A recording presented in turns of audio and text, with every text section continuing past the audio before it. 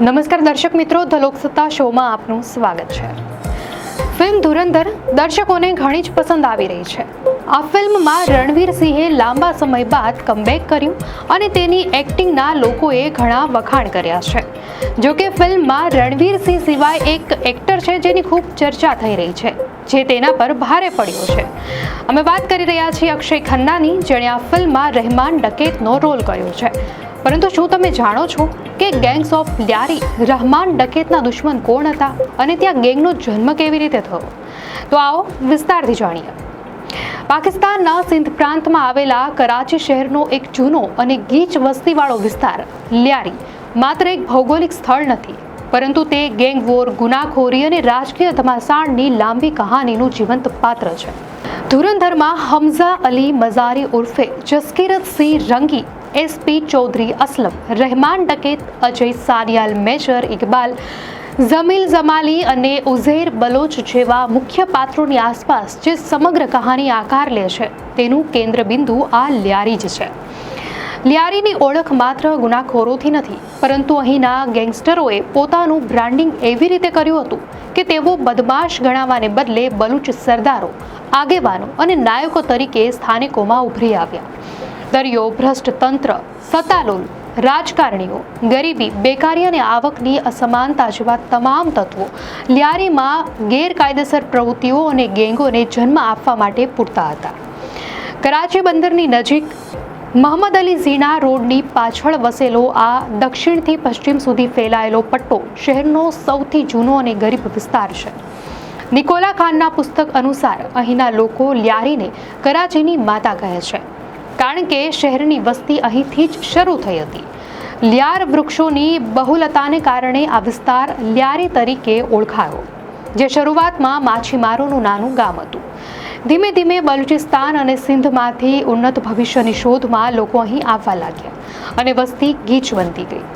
વર્ષ 2023ની વસ્તી ગણતરી અનુસાર લ્યારી ટાઉનની વસ્તી લગભગ 10 લાખ છે, જેમાં બલુચ, સિંધી, ઉર્દુ, પશ્તુન, પંજાબી અને કચ્છી સહિતના વિવિધ સમુદાયો વસે છે। વિભાજન સમયે પાકિસ્તાન ગયેલા અને કરાચીમાં વસેલા લોકો મુહાજીર તરીકે ઓળખાયા, જે સંબોધને આગળ જતા હિંસક અને રાજકીય ચળવળનું સ્વરૂપ ધારણ કર્યું। આ ગરીબ વિસ્તાર એક સમયે નશીલા દ્રવ્યો, હથિયારો, ખંડણી માટે અપહરણ અને દાણચોરીનો કુખ્યાત અડ્ડો બની ગયો હતો। 21મી સદીની શરૂઆત અહીંના લોકો માટે કાળી સાબિત થઈ, જ્યારે માદક પદાર્થોના વિક્રેતાઓ અને ત્યારબાદ ગેંગસ્ટર ગ્રુપ સક્રિય થયા।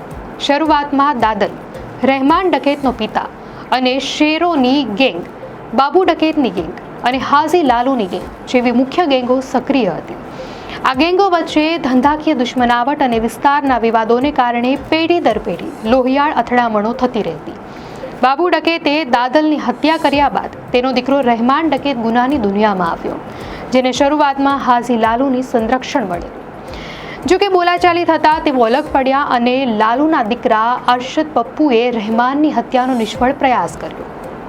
આના કારણે બંને ગેંગો વચ્ચે ભયંકર હિંસક અથડામણ થઈ। વર્ષ 1992માં સિંધમાં અસામાજિક તત્વોના સફાયા માટે પાકિસ્તાન સરકારે ઓપરેશન ક્લીનઅપ હાથ ધર્યું।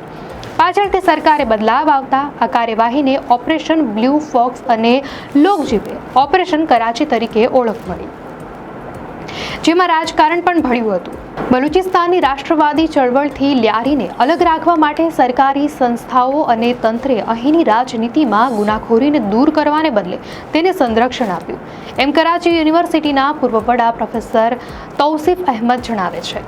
સેનાએ લ્યારીને ગેંગવોરની ખપ્પરમાં હોમાવા દીધું અને પાકિસ્તાન પીપલ્સ પાર્ટીએ સંઘર્ષનો માર્ગ અપનાવવાને બદલે અલગ અલગ સમયે અલગ અલગ ગેંગસ્ટર્સને સંરક્ષણ પૂરું પાડ્યું, જેનાથી રાજકારણીઓ ક્રિમિનલ લોકોના આશ્રિત છે એવી છાપ ઊભી થઈ।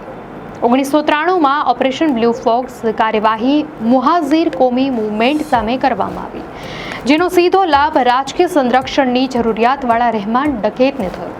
લ્યારીનો રાજકીય સંબંધ ભુટ્ટો પરિવાર સાથે ઘણો ગાઢ છે। લ્યારીથી નીકળીને ઝુલ્ફિકાર અલી ભુટ્ટો અને તેમના દીકરી બેનઝીર ભુટ્ટો વડાપ્રધાનના પદ સુધી પહોંચ્યા, જ્યારે બેનઝીરના પતિ આસિફ અલી ઝરદારી રાષ્ટ્રપતિ અને દીકરા બિલાવલ મંત્રી પદ સુધી પહોંચ્યા।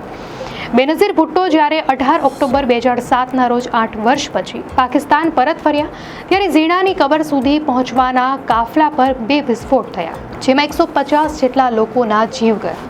આ ગંભીર હુમલા વચ્ચે બેનઝીરને તેમના ઘર સુધી સુરક્ષિત પહોંચાડવાની જવાબદારી રહેમાન ડકેતે લીધી હતી અને સુપેરે નિભાવી હતી. જોકે 2 મહિના પછી એક ટીનેજરે બેનઝીરની હત્યા કરી નાખી. રહેમાન ડકેત વિવાદાસ્પદ એન્કાઉન્ટરમાં માર્યો ગયો અને તેણે પોલીસ સમક્ષ 79 ગુના કબૂલ્યા હતા. તેના મૃત્યુ પછી કરાચીમાં અંધાધૂંધી વ્યાપી અને બલુચોની મોટા પાયે હત્યાઓ થઈ. બલુચોએ એક થઈને રહેમાનના સાદી જિંદગી જીવતા દીકરા ઉઝેર બલોચને સરદાર બનાવ્યો. ઉઝેરે પોતાના પિતાની હત્યામાં સંડોવાયેલા અરશદ પપ્પુ સહિત 198 લોકોની હત્યા સ્વીકારી હતી. હાલમાં તે જાસૂસીના આરોપમાં સૈન્ય અદાલત દ્વારા 12 વર્ષની જેલની સજા ભોગવી રહ્યો છે. દાયકાઓ સુધી ચાલેલા હિંસાચક્રમાં લિયારીમાં લગભગ 3500થી વધારે લોકોએ જીવ ગુમાવ્યા. છેલ્લા કેટલાક વર્ષોથી લિયારી હિંસાની બાબતમાં શાંત છે, પરંતુ બાઇક ચોરી અને હથિયાર દેખાડીને લૂંટ જેવી ઘટનાઓ નોંધાતી રહે છે. અહીં આજે પણ કલાકના હિસાબે ભાડા ઉપર બંદૂક મળે છે. સ્થાનિકો હવે આ વિસ્તારને અંડરવર્લ્ડ સાથે જોડવા નથી માંગતા અને કહે છે કે તે કાળો કાલખંડ વીતી ગયો છે.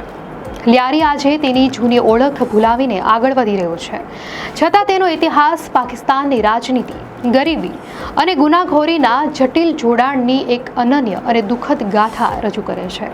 દર્શક મિત્રો, આ માહિતી આપને કેવી લાગી? આપની પ્રતિક્રિયા અમને કોમેન્ટમાં ચોક્કસથી જણાવશો. અને જો આપને આ વિડીયો સારો લાગ્યો હોય તો વિડીયોને લાઇક કરો અને ચેનલને સબસ્ક્રાઇબ કરો.